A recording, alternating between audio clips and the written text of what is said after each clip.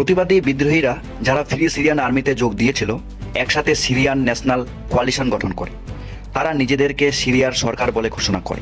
America, তুরস্ক, কাতার, Saudi আরবের মতো দেশ এবং ইউনাইটেড আরব এমিরেটস এই সরকারকে স্বীকৃতি দেয়। এই বিদ্রোহীদের এত জনসমর্থন ছিল যে আগস্ট 2012 সালে সিরিয়ার প্রধানমন্ত্রী রিয়াদ হিজাব দল ত্যাগ করে বিদ্রোহীদের সাথে যোগ দেন। ধীরে ধীরে এই গৃহযুদ্ধ একটি সাম্প্রদায়িক সংঘাতে পরিণত হয়েছিল। 2011 সালে যখন বিক্ষোভ শুরু হয় তখন তারা ছিল অসাম্প্রদায়িক, অর্থাৎ তারা কোনো ধর্ম বা সম্প্রদায়ের প্রতি বৈষম্যমূলক আচরণ করেনি। সেই বিক্ষোভগুলো ছিল শুধুমাত্র আসাদ এবং তার সরকারের বিরুদ্ধে। কিন্তু আসাদ যেহেতু সংখ্যালঘু সম্প্রদায়ের এবং তিনি তার সরকারে তার সম্প্রদায়ের লোকেদের বেশি করে ক্ষমতা দিয়ে রেখেছিলেন, অথচ দেশের সংখ্যাগরিষ্ঠ জনসংখ্যা ছিল সুন্নি মুসলমান। তাই ধীরে ধীরে এই যুদ্ধ সুন্নি মুসলিম এবং অন্যান্য সিরিয়ার সংখ্যালঘুদের মধ্যে শুরু হয়ে যায়। এই পার্থক্যটা এতটাই বেড়ে যায় যে বাইরের বিদেশি দেশগুলো সিরিয়ায় হস্তক্ষেপ শুরু করে। তুরস্ক, কাতার এবং সৌদি আরব সিরিয়ায় বিদ্রোহীদের সমর্থন দিতে শুরু করে। এমনকি ফিলিস্তিনে হামাস এর যে সংগঠন ছিল তা আসাদকে সমর্থন না করে এই বিদ্রোহীদের সমর্থন করতে শুরু করে। কি কারণ ছিল এটার? সবচেয়ে বড় কারণ ছিল এই দেশগুলোতে সুন্নি সংখ্যাগরিষ্ঠ জনসংখ্যা ছিল বেশি।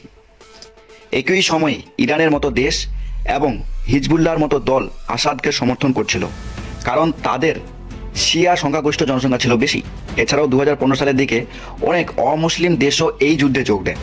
আমেরিকা, ব্রিটেন, ফ্রান্স এবং জার্মানি বিদ্রোহীদের সমর্থন দিতে শুরু করে, আর রাশিয়ার মতো দেশ আসাদকে সমর্থন করতে শুরু করে। সিরিয়ার বিরুদ্ধে ক্র্যাকডাউনের প্রস্তাব আনা হয় ইউনাইটেড নেশনসে, কিন্তু এতে রাশিয়া ও চীন তাদের ভোট দেয় না। এখানে আপনি ভাবতে পারেন কেন এত দেশ সিরিয়ার গৃহযুদ্ধে জড়িত হচ্ছে। এর কারণ সন্ত্রাসী গোষ্ঠী আইএসআইএস। এখানে চরমপন্থী জঙ্গি গোষ্ঠীগুলি আমাদের গল্পে প্রবেশ করে। সিরিয়ার গৃহযুদ্ধের সময় 2012 সালের দিকে আল কায়েদা সতর্কতার সাথে আপডেটগুলো অনুসরণ করছিল এবং এরা সুবিধা নিতে প্রস্তুত ছিল। জানুয়ারি 2012 সালে জাবাত আল নুসরা নামে একটি দল গঠিত হয়েছিল, যেটি নিজেকে আল কায়েদার সিরিয়ান ফ্র্যাঞ্চাইজি বলে ঘোষণা করে। 2012 সালের ফেব্রুয়ারিতে আল কায়েদার প্রধান সিরিয়া সরকারের বিরুদ্ধে জিহাদ করার জন্য সকল সুন্নি মুসলমানদের প্রতি আহ্বান জানান। মজার ব্যাপার হলো বাশার আল আসাদেরও এতে ভূমিকা রয়েছে। 2011 সালের মাঝামাঝি সময়ে আসাদ কয়েকশো চরমপন্থী জঙ্গিকে কারাগার থেকে মুক্তি দেন।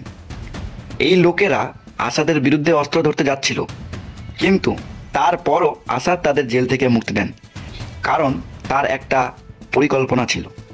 নিজেকে ভালো মানুষ হিসেবে উপস্থাপন করতে আসাদ আরও খারাপ ভিলেন তৈরি করতে চেয়েছিলেন। আসাদ বিশ্বকে দেখাতে চেয়েছিলেন যে তিনি ধর্মনিরপেক্ষ এবং জিহাদি বাহিনীর বিরুদ্ধে যুদ্ধ করছিল, আর এই কাজ করে তিনি বিদ্রোহীদের ও চরমপন্থীদের একসাথে মিশাতে চেয়েছিলেন। ধীরে ধীরে জাবাত আল নুসরার ক্ষমতা বাড়তে থাকে এবং ফ্রি সিরিয়ান আর্মির সমর্থন কমতে থাকে। এই সময় আমেরিকা জানায় যে ফ্রি সিরিয়ান আর্মিকে অস্ত্র দিলে চরমপন্থীদের হাতে সেই অস্ত্রগুলো চলে যেতে পারে। অন্যদিকে আসাদের বাহিনী সন্ত্রাসবাদের বিরুদ্ধে লড়াই করছে বলে দাবি করে আর যুদ্ধ বিমান এবং হেলিকপ্টার ব্যবহার শুরু করে। ক্ষেপণাস্ত্র এবং ব্যারেল বোমা দিয়ে বিদ্রোহী ঘাঁটিগুলো আক্রমণ শুরু করে।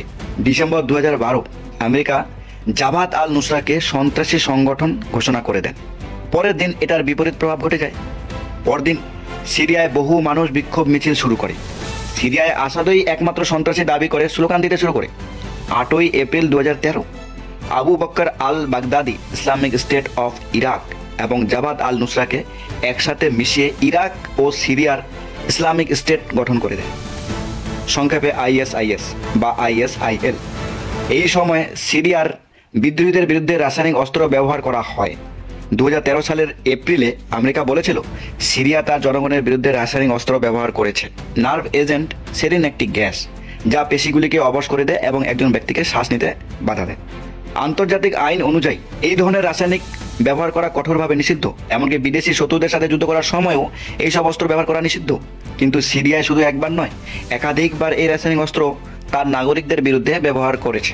21শে আগস্ট 2013 তারিখে এই রাসায়নিক অস্ত্র দ্বারা 1000-এরও বেশি মানুষ নিহত হয়েছে। জাতিসংঘের অস্ত্র পরিদর্শকরা সিরিয়ায় গিয়েছিলেন এবং তারা সেরিন গ্যাস ব্যবহার করার প্রমাণ পায়। জাতিসংঘ এর মহাসচিব একে যুদ্ধাপরাধ বলে অভিহিত করেছেন এবং ওই সময় মার্কিন প্রেসিডেন্ট বারাক ওবামা একথা বলেন এটি একটি লাল রেখা ছিল যা অতিক্রম করা উচিত ছিল না। এবং এটি অতিক্রম করার অর্থ ছিল আমেরিকা এবার সামরিক পদক্ষেপ নেবে। কিন্তু আসাদের শাসনকালে শুধু রাসায়নিক অস্ত্র নয়, সিরিয়াতে নির্যাতন শিবিরও চলত। এমন একটি কুখ্যাত কারাগার সিদনাই কারাগার, এখানে হাজার হাজার মানুষের মৃত্যুদণ্ড কার্যকর করা হয়েছে। এটি দামেস্কের কাছে একটি পাহাড়ে অবস্থিত ছিল। এই ক্যাম্পটি 1986 সালে নির্মিত হয়েছিল, কিন্তু গৃহযুদ্ধের সময় এটি প্রধান কারাগারে পরিণত হয়েছিল। বিদ্রোহীদের সাথে জড়িত সবাই এখানে বন্দী ছিল। তবে শুধু তাই নয়, কিছু লোককে এই কারাগারে নিক্ষেপ করা হয়েছিল শুধুমাত্র এই কারণে যে তারা এমন একটি এলাকায় বসবাস করত যেখানে আসাদের বিরুদ্ধে বিক্ষোভ হতো। বন্দীরা পরে বিশ্বকে জানায় তাদের কত নির্মম নির্যাতন করা হয়েছিল। তাদের লোহা রড, তার ও বৈদ্যুতিক লাঠি দিয়ে মারধর করা হয়। উল্টে ঝুলিয়ে জলে ডুবিয়ে দেওয়া সাধারণ ছিল। বন্দীদের নিজেদের মধ্যে কথা বলা নিষিদ্ধ ছিল। এখানকার অবস্থাটা ছিল কল্পনা অতীত খারাপ। আমি এই ইউটিউব ভিডিওতে আপনাদের সব কিছু বলতে পারি না। আমি আপনাদের অ্যামনেস্টি ইন্টারন্যাশনাল এর প্রতিবেদন থেকে শুধু বলতে পারি যে এই কারাগারকে মানব কসাইখানা বলে অভিহিত করেছেন। 2011 থেকে 2018 সালের মধ্যে এই বন্দি শিবিরে 30,000-এরও বেশি লোক নিহত হয়েছিল। অন্যদিকে আইএসআইএস শাসনে মানুষের সঙ্গে যেভাবে আচরণ করা হয়েছে তা সমান নিষ্ঠুরতা ছিল। 2015 সালের মধ্যে আইএসআইএস সিরিয়ার প্রায় 1/3 এবং ইরাকের 40% দখল করেছিল। তারা এই এলাকাগুলোকে তাদের খিলাফত হিসাবে ঘোষণা করে এবং উত্তর সিরিয়ার রাক্কা শহরকে তাদের রাজধানী ঘোষণা করে দেয়। এই সময়ে আইএসআইএস নিয়ন্ত্রিত এই অঞ্চলটি একটি স্বাধীন দেশের মতো কাজ করছিল। তারা তাদের সরকার, তাদের আইন, এমনকি তাদের নিজস্ব মুদ্রা তৈরি করে নেয়, ইসলামিক স্টেটের মুদ্রা। 2015 সালের শেষের দিকে তারা এত বড় এলাকা শাসন করছিল, মানচিত্রে দেখতে পাচ্ছেন প্রায় 12 মিলিয়ন মানুষ তাদের শাসনের অধীনে বসবাস করছিল। আইএসআইএস এই এলাকায় বসবাসরত সংখ্যালঘুদের বিরুদ্ধে একটি ভয়াবহ গণহত্যা করেছে। এছাড়া তারা শত শত সাংস্কৃতিক স্থান ধ্বংস করেছে। আর তাদের দ্বারা সংগঠিত যুদ্ধাপরাধ ছিল চরম পর্যায়ে। বিশ্বের প্রায় সব দেশই তাদের বিরুদ্ধে ছিল। জাতিসংঘ থেকে আমেরিকা, রাশিয়া, ভারত, ইউরোপীয় ইউনিয়ন, ইরাক, তুরস্ক, সৌদি আরব, সংযুক্ত আরব এমিরেট, মালয়েশিয়া, মিশর, সিঙ্গাপুর, তাইওয়ান, চীন, এমনকি তালেবান নিয়ন্ত্রিত আফগানিস্তান আইএসআইএসকে সন্ত্রাসী সংগঠন হিসাবে ঘোষণা করে দেয়। আইএসআইএসকে ও তার মিত্রদের শেষ করতে আমেরিকা সরাসরি সিরিয়া যুদ্ধে জড়িয়ে পড়ে এবং তাদের সামরিক বাহিনী পাঠায়। এমনকি রাশিয়ান সরকার আইএসআইএস এর বিরোধিতা করেছিল এবং আইএসআইএস এর বিরুদ্ধে যুদ্ধে সিরিয়া সরকারকে সমর্থন করার প্রতিশ্রুতি দিয়েছিল। কিন্তু পরে এটা পরিষ্কার হয়ে গেল যে আইএসআইএস এর বিরুদ্ধে লড়াইয়ের ছদ্মবেশে রাশিয়া সিরিয়ায় বিদ্রোহী ও নাগরিকদের লক্ষ্যবস্তু করছিল। বন্ধুরা, এই ছিল মেইন পয়েন্ট, যেখান থেকেই সিরিয়ার যুদ্ধ অত্যন্ত জটিল হয়ে ওঠে। চিন্তা করুন, একদিকে মার্কিন যুক্তরাষ্ট্র এবং রাশিয়া যুদ্ধ করছিল। যুক্তরাষ্ট্র আসাদের বিরোধিতা করে, বিদ্রোহীদের সমর্থন করে, কিন্তু রাশিয়া আসাদের সমর্থনে যুদ্ধ করছে। কিন্তু এই দুই পক্ষই আইএসআইএস এর বিরুদ্ধে লড়াই করছিল। আসাদের বিরুদ্ধে সিরিয়ার বিরোধী দল আইএসআইএস এবং কার্ডস লড়াই করছিল। আইএসআইএস এর বিরুদ্ধে আসাদ, সিরিয়ার বিরোধী দল এবং কার্ডস লড়াই করছিল এবং মাঝে তুর্কি জড়িত হয়ে যায়। তুর্কি ও কার্ডসের মধ্যে বহু বছর ধরেই লড়াই চলছে। তাই সিরিয়ায় কার্ডস এর ক্ষমতা বাড়তে দেখে তুর্কি কার্ডসের বিরুদ্ধে লড়াইয়ে নামে। কিন্তু মার্কিন যুক্তরাষ্ট্র কার্ডসদের সমর্থন করায় তুর্কি ও যুক্তরাষ্ট্রের মধ্যে বিরোধিতা শুরু হয়ে যায় এবং ইরান ও হিজবুল্লাহ, যারা আসাদকে সমর্থন করছিল কিন্তু আইএসআইএস এর বিরুদ্ধে যুদ্ধ করছিল, ফলে সিরিয়া একটি ভয়ঙ্কর যুদ্ধক্ষেত্রে পরিণত হয়ে যায়। এই কারণে আপনি এই ধরনের ভিডিও দেখছেন যে সিরিয়ার সমস্ত শহর ধ্বংস হয়ে গেছে, সেখানে শুধু ধ্বংসাবশেষ আর পরিত্যক্ত ভবন পড়ে রয়েছে, পুরো শহর ধ্বংস হয়ে গেছে। এই কারণে 2015 থেকে 16 সালে সিরিয়ায় শরণার্থী সংকট দেখা দেয়। এতগুলো দল ও দেশ যদি এক জায়গায় লড়াই করে, নাগরিকরা কি করবে? তাদের জন্য কোনো নিরাপদ স্থান ছিল না। 2016 নাগাদ একটি বড় সামরিক অভিযানের পর সিরিয়ার সেনাবাহিনী বিদ্রোহীদের কাছ থেকে আলেপ্পা শহরের নিয়ন্ত্রণ ফিরিয়ে নেয়।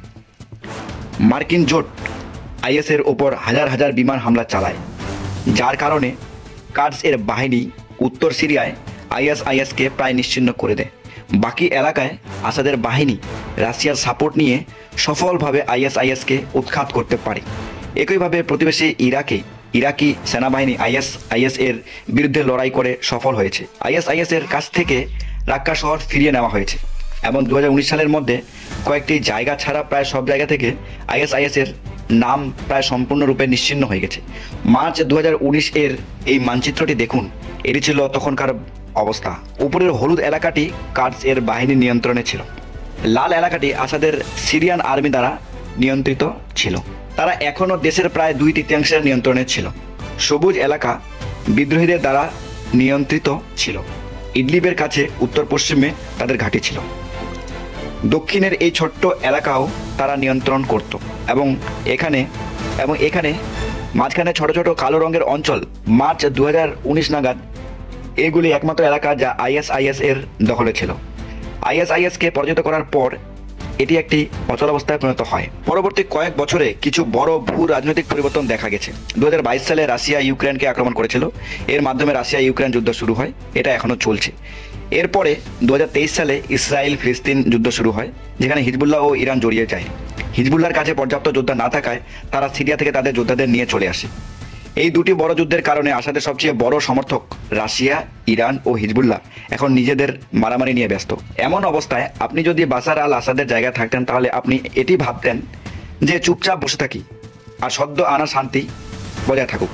কিন্তু নভেম্বর 2024-এ আসাদের সরকার আবার বিদ্রোহীদের উপর হামলা শুরু করে। এটাই বাশার আল আসাদের সবচেয়ে বড় ভুল প্রমাণিত হয়েছে।